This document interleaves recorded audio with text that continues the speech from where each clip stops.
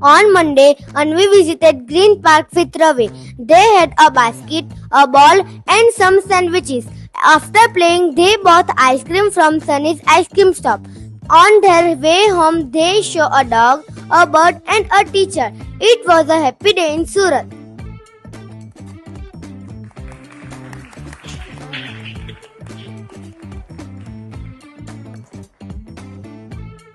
Purple chalk for proper noun and orange chalk for common noun. Monday is a proper noun.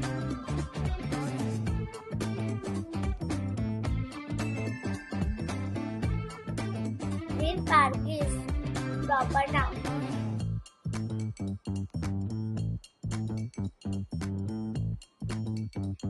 Bird is common noun.